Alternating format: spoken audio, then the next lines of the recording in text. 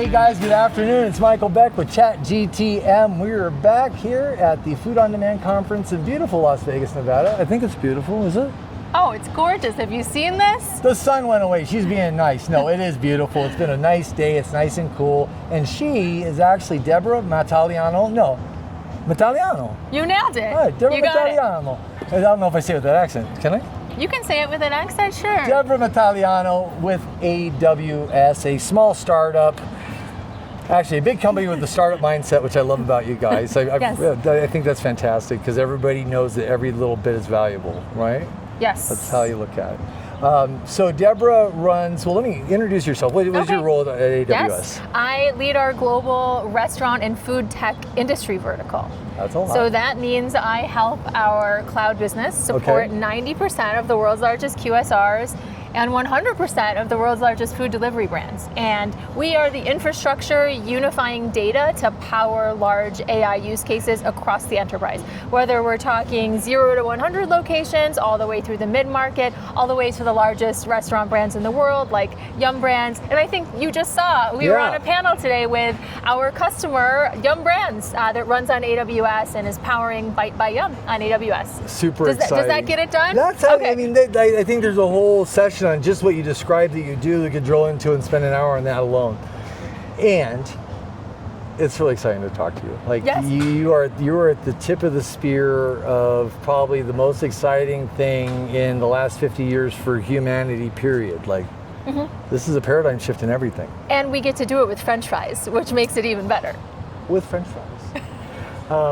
So before we get into the AWS stuff, and we're going to, how'd you get here? How did I get here? Yeah. Well, prior to AWS, prior to AWS, I actually connected through JFK. Okay. She plays. Okay. Prior to AWS, I was a go-to market leader at Uber Eats. Okay. And I was responsible for launching our very first Uber Eats marketplaces across the East Coast. And I saw firsthand how restaurants were beginning to develop technology. And then I saw how restaurants relied on technology during the pandemic. Yeah. And then I came to AWS to start up a new food tech vertical. We wanted to specialize in the industry which had proliferated across the pandemic. And we had hundreds of tech companies using AWS to serve restaurants better. So I took that over. I began to help the restaurant techs and then began to lead our whole QSR business. So now we're a global business at AWS and we support thousands of restaurant brands and food techs, and we're happy to be here. Is there a swing at how many rooftops are represented in that thousands of? I mean, we'd need an AI to count the rooftops, but AI use case right there, everybody. There's a stat that's something like, if you counted up all the transactions that AWS powers on a given day for a QSR, you'd have more stars than are in the Milky Way galaxy. But we don't deliver that far. Yeah, my brain stops like halfway into that thought. Yeah, that's wild. I think about that, right? So Deborah is speaking at a session here today. What was the title of the session? It was generative AI and practical applications for off-premises. And I think it's useful to talk through practical applications because many of them are impractical, let's be honest. Yes, a lot of shiny buttons, right? Let's get that. Yes. Does it work? So practical applications. So give me an idea what like a version of that is. Like just a condensed version. If somebody was in the room, what would they have taken away from it? A practical application? Yeah. Well, not every AI use case has results right now. No. Let's be real. No, it's too early. So some of them do though. Yeah. And one of the big ones would be drive-thru AI. Taco Bell is saving 3 seconds per transaction using AI in the drive-thru. And 3 seconds, what's the big deal? Well, you save, when you're Taco Bell, you save $1 million on average per second when you shave off a second. So that when we're talking 2 minute drive-thru, that means a whole lot. Oh, 2 minutes. 2 minutes. 2 minutes. It means a whole lot. Now, if we go beyond that, working the drive-thru sucks. Yes, absolutely. And employees want to be able to focus on other tasks in the restaurant other than, could you repeat that? Yeah. And so, although a human in the loop does need to come in, AI can't handle everything perfectly at this stage. Taco Bell has also found that employee satisfaction scores have gone up in the stores that they've deployed voice AI. Is that because they're not stuck in the window all day, or there's more rewarding parts of the job that they could do? I think it's both. Okay. And what do you think it is? You know, when you go through a drive-thru, what are your pain points? Well, if the person who's taking my order is having a bad day, sometimes they'll make me feel it. Ooh, right? They will. And you know, hospitality is the feeling when you feel something is being given to you, and the lack of hospitality is when something's being taken away. I think Danny Meyer said that in his book. And actually, if you have an AI that can take your order more accurately and you don't have to repeat yourself. I mean, you don't go to the drive-thru to have a conversation. No. You go to the drive-thru to get it done. It is a transaction. And you want it to be accurate the first time. And then when you're on the other end, right? You want some warmth, right? Yeah. Right. And then when you're on the other side of that, you need to be accurate with order taking, but it can be really hard to be accurate when you've got background noise and accents. So if AI can do that better, it frees you up, I mean, not only to do other tasks, but to have a better day. And a more accurate order, you have to go back and forth. And right? accuracy. And then when we think about over 100% turnover rate commonly in the hospitality industry, how much do you think that turnover rate impacts drive-thru workers? Sure, because the tribal knowledge good. doesn't pass on so well, or even talk about managers moving in and out of businesses too, right? That continuity layer? Exactly. So when you raise employee satisfaction in one of the most tedious jobs in the restaurant, that's going to impact turnover and labor optimization overall. So that's a real life application of AI actually doing something that we can point to effectiveness and positive results. And so you mentioned a part of the drive, like AI, it's funny how much AI can cover those. So just in the drive-through, you're really talking about the voice implications, right? There's computer vision that might watch the traffic going through, seeing the conversion as they move through the line. Catching sentiment analysis maybe in some cases inside the business? Even upsell, personalization. We're seeing personalized menu boards now that say, hey Beck, we know you like crunchy tacos and you are a rewards member. Here's a deal that you can get. So really recognizing the customer too is a whole nother avenue. So when we talk about AI, it's easy to talk about here's a point solution, here's one part of it, but we know that the restaurant is a number of solutions cobbled together. I think that, we interviewed Greg Majewski when we were at the Restaurant Leadership Conference. He's like, most restaurants have between 16 and 24, 25 pieces of software running concurrently. Only a couple of them actually talk to each other, guys. Yeah. It's tablet hell back there. Yeah, you ever seen a restaurant back room? It's like... It's nasty. Yeah. Right? And so the POS has to talk to the back office. Has to talk to the back office. Drive-through has to talk to POS, so it doesn't work. Most of the things connect to POS, but the rest of it are endpoints that aren't even being talked to or heard. Oh yeah, right? It's dead end roads. Yeah, so from like labor scheduling, if somebody cuts the schedule in one part, it has to impact the rest of the business, right? If a prep cook can't make it, should that impact how much food we're producing, or what our communication with our DSPs, because we might have to slow down how much comes in? 100%. The restaurant's like a mini warehouse.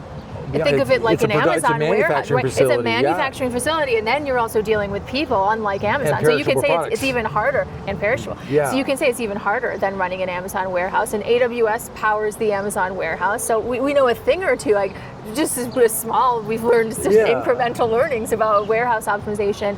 And so I think to your point, labor is just one piece of the puzzle. So how do you connect all those pieces that Greg was talking about? This is where the cloud comes in. Okay. So instead of all these pieces going nowhere or going different places, or instead of needing to manually collect where these pieces go and then collect them, you can have the data stream all into one place that you can then glean insights from, using machine learning or creating AI applications so that you can learn from all this data that's coming together. So you're taking that data and you're putting it into a pool, a lake, an ocean. I don't know the difference. There's different pond sizes, I guess. You have to educate us on the size of bodies of water, but... Typically, you'd say maybe a data lake. Data lake could be a good starting point, and that'd be almost like a memory of a restaurant where you're putting all kinds of rote data into it, whether it's POS or menu data, and maybe it doesn't look so pretty, and there's pictures there, and it goes back really long way. So data lake, kind of everything's streaming in there, and then maybe eventually you have a data warehouse, which would be a more structured way to think about your data. Think about how a warehouse is at Amazon. It's like every shelf. Have you ever seen? Yeah, you know exactly where it is, or like a kitchen, you know exactly where your prep is, mise en place. Like, ooh, restaurant term. So think of it like that. Your data warehousing, now your data is structured, it's pretty, it's aligned, and then that's where you can really get dangerous with it. You can, build applications that pull from that data in all kinds of different ways, and that take all those data pieces into one. Because when you're trying to optimize labor, if you just think about labor, you're not optimizing labor. No. If you're not thinking about weather, if you're not thinking about times of day, if you're not thinking about competitors, there's so many different pieces. Unplanned breaks or people punching in when they're not supposed to, or limited time offers. Yes. There's so many different pieces that go into wanting an insight into anything that you're doing in a restaurant. So why not make it easier for yourself to get those insights at scale? So, and I'm going to pivot a different, because there's so many things that this touches, right? So I had some friends that do computer vision at the drive-thru, right? And they went all in on edge devices for a while, saying edge is it. They've done a complete shift. They say the cloud is so strong, we actually wanted all the computational energy happening in the cloud because it can happen faster with less horsepower and less cost at the local level. Is that something you work with at Amazon? Understand that? We do. Well, and it's use case by use case. Yeah. So sometimes edge applications really matter when you need speed. So let's say you have a kiosk and you want to do generative AI upsell at the kiosk. That's kind of hard to do. Yeah. Kiosk is like millisecond, like momentary transactions. You need that to use data to recognize you as a person, where you are in your loyalty, and then upsell you on the right thing. Yeah. This is very complicated. Yeah. That's maybe an application where the edge could come into play because you need something locally to lower your latency and make that quick so that your kiosk line keeps moving and you have the upsells that you need. That might be one example. This is just hypothetical. Obviously, the cloud is super effective for large loads of data, or I'm not sure how you were describing it with, what is and what isn't, but there's also connectivity. Restaurants want to know that there's sort of a failover locally. You have to have the right pipes, though, too, right, to carry that data. You do have to have the right pipes. Yeah, the big pipes. It's like McDonald's has big straws, lots of soda goes through those straws, small straws, less soda comes through. Same thing with data, right? If you have dial-up, you're probably not going to be able to run a very forward-facing restaurant. Right, and restaurants are constantly worried about connectivity. If the POS goes down and they can't take orders, do you want something local that kind of gets you through, until the wheels are back on the bus? Right. So sometimes that's the consideration. Yeah, and then sometimes AI, your edge rather, you could think about for IoT type of use cases. So that requires a lot of horsepower in a way, and maybe you'd want some local devices there. But edge devices haven't necessarily become easy to invest in at scale. And here's the thing, edge is really great when you're thinking about warehouse or manufacturing. When you think about restaurant systems that have 50,000 locations, how do you think about putting a device in every single store? So you have to deploy and configure 50,000 physical devices that have to go to each store where a solution could be digitally turned on. So that's not very easy to do. And this is something AWS, we work on this on a daily basis with our QSR customers. And so there's a use case for edge, there's a use case for not edge. And it really depends on the problem you're trying to solve. Okay, that was a little bit out in the weeds. It was a pleasure with that. So it was a little edgy. It was on the edge. So thinking about the audience and different people. So we have, the large operators out there, at least the people that need to know what the cloud is for, right? And they have a pretty good sense of what AWS is going to do for them, I believe at this point, hopefully, I think so. I also am guessing that there's a lot of folks that may have 5 restaurants or less, right around that might not hit the technical maturity tipping point or diffusion of innovation curve. To say, I'm not afraid of this. I know what it's for. It's here to help me. I have a feeling that you want so badly to tell people it's not that scary. No, I think what's scary is having 16 tablets. That's horrifying. Yes. So, and it's also scary to know that your data is going to different places. Yeah. So if you're an operator, despite how many locations you have, and you know that you have data that is not going into one place, and you're one of the at least 40% of operators that thinks they could do more with their data, and maybe you're one of the 89% of operators that feels positive about the use of AI, but you don't think you have the data to get started and you know it's going to different places, that is where AWS can come into the equation to help. So it doesn't matter how many restaurants you have, every restaurant has data. Right. And that's where we can come in and help you deploy whatever use case. How would somebody get started? Like, the big guys know who to go to. They got you on speed dial. I don't think that's true. Maybe it is. But for the people that are just scratching the surface, what's the best way to dip a toe? Well, we're on speed dial for everybody. Okay. Like that. We don't use AI to take our orders. So if you want to get in touch, there's a way to contact sales on the AWS restaurants website. So you could direct yourself there. But every restaurant has an account manager, somebody that they can go to answer some initial questions. So they'll have a dedicated person that knows their business, and they're going to start working with. So should they make that call? We have teams of account managers that can help. I am also here to help as the leader of our vertical, and I can route you to the right person. So really depends on the use case and what you need, but whether you're a tech startup and you need startup credits to build, AWS has great programs for startups. Whether you're a tech company that wants to partner with a company like AWS to develop go-to-market solutions together, that is something that we do and that I'm very interested in as I build out our industry-specific AWS restaurant solutions. So that's yet another way. And whether you're a restaurant of any size, we're here to help. We're here to power you. We're here to make you successful. Is there a hosted marketplace of solutions that live somewhere in AWS? So you can go, here's all the stuff that's in AWS, or that's something I'm thinking of? Well, wouldn't you know? There's something called the AWS Marketplace. If you are a restaurant tech provider, you can list on the AWS Marketplace and go through the AWS Partner Network and become basically to sell your service through AWS for customers that already use AWS. So there's all kinds of different ways to get involved, and we're always happy to talk through it, whether you're a tech provider or a restaurant yourself, to make you successful. Perfect. Okay, so personal question. All right. You ready? Yes. No, I don't know if I'm ready. No. In your personal life, no business application, what do you use AI for? We as Amazon are partnered with Anthropic, so I am an Anthropic Claude user. I don't know Anthropic or Claude. I know Claude is with Anthropic. Okay. See, I'm learning.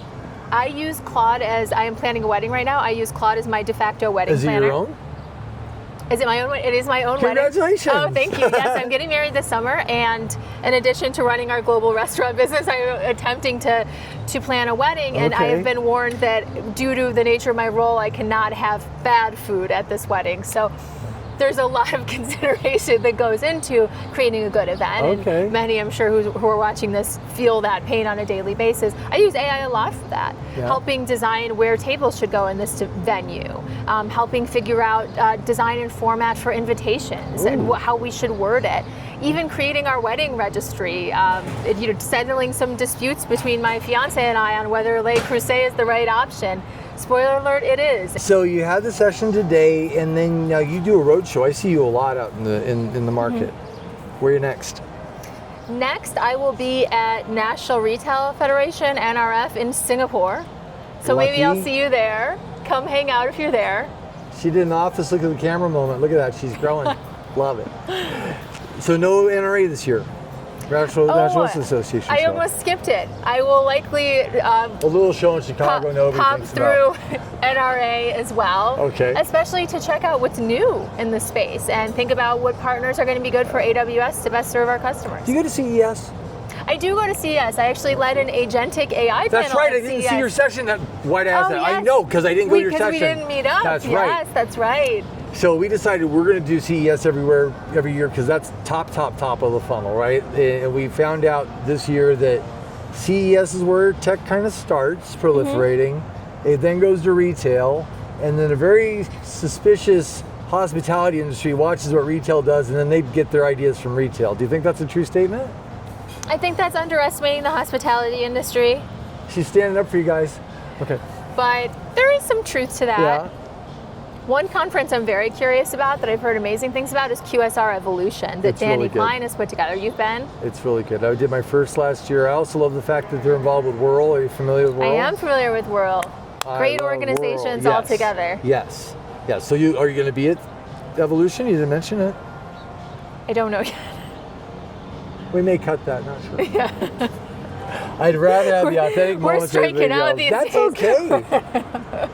That's okay. Well, if we do see you there, we got to definitely hang out. Perfect. World is really important to me. I have a little girl. It's important to me that I have a world that she can grow up and enjoy the same benefits as everybody else, and that is a noble cause. The hospitality industry is a good place to do it. Yes, absolutely. We have powerhouse women that are making waves, and it's so exciting to be a part of it. Seriously. Well, you're one of them, so I think that's a great transition point. Glad to be here. So this has been Deborah Matteliano. I got it better this time, yes? You got it. Oh, wait. And they connected too, even better, because I have bad depth perception. That can usually go horribly wrong. But this has been Deborah Matteliano with AWS Hospitality. Is that the Restaurants and Food Tech. Restaurants and Food Tech. And so if you want to know anything about what AWS brings to the market and all the great things that they're doing for the world, and it's a lot, look up AWS Beyond. Oh wait, do I get a discount with my Prime membership? That's a no. Okay, so no discounts through your Prime membership if you sign up for AWS Web Services. You didn't hear it here first.